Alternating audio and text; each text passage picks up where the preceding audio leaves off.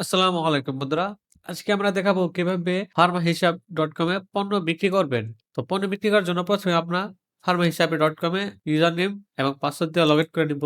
Login করার পরে এখানে সবকিছু আমার ইংলিশে দেখাচ্ছে। আমি এটা বাংলা করে নেব। আপনাদের যে ভাষা সহজ লাগে আপনারা সেটাই রাখতে পারেন। আমি বুঝার সুবিধার্থে এখানে বাংলা করে নিলাম। এখানে আমাদের ড্যাশবোর্ড দেখাবে। আমরা পণ্য বিক্রি করার জন্য চলে আসবো বিক্রয়ে।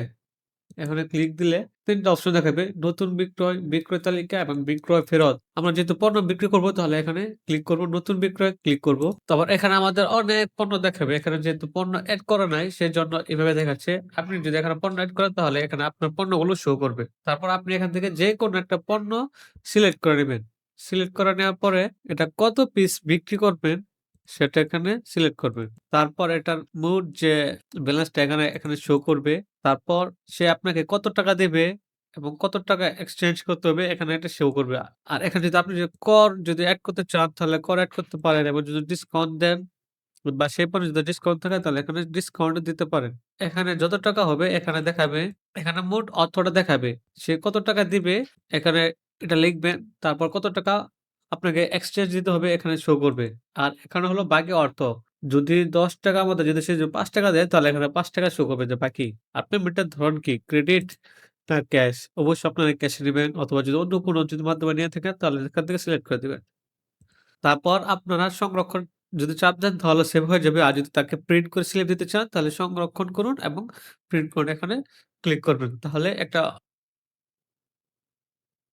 এরকম একটা স্লিপ তৈরি হয়ে যাবে। এখানে আপনি চাইলে এটা প্রিন্টও করতে পারবেন, নাও করতে পারেন। আর এখানে আপনারা দেখেন দোকানের লোগো, দোকানের নাম, অ্যাড্রেস, মোবাইল নাম্বার, জিমেইল সবকিছু এখানে শো করবে। তারপর আমরা চলে আসবো বিক্রয় তালিকাতে। আপনার টোটাল কাস্টমার যারা আছে বিক্রয় লিস্ট এখান থেকে আপনি তা দেখতে পারবেন যে কি বিক্রি করেছেন আপনি এ পর্যন্ত। এখানে সবকিছু শো করবে। এখানে ১০ জনের লিস্ট দেওয়া আছে এইজন্য ১০ জন দেখাচ্ছে।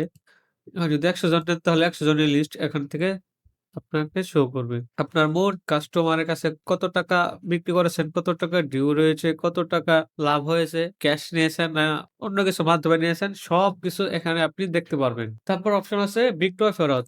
এই বিক্রয় ফেরতের মাধ্যমে আপনি যদি কোনো কাস্টমারের কাছে একটি পণ্য বিক্রি করেন এবং তাকে স্লিপও দিয়ে দেন। এখানে এন্ট্রি করে ফেলেন যে আপনি বিক্রি করেছেন। তারপর হঠাৎ কিছুক্ষণ পর যদি সেই কাস্টমার ঘুরে আসে এবং বলে যে সেই পণ্যটি নিবে না, তাহলে এখান থেকে আপনি আবার বিক্রয় ফেরতটি এড করে দিবেন। কারণ যেহেতু আপনি এটি অলরেডি বিক্রি হয়ে গেছে এবং সেটি আপনি এখানে তুলেও ফেলেছেন।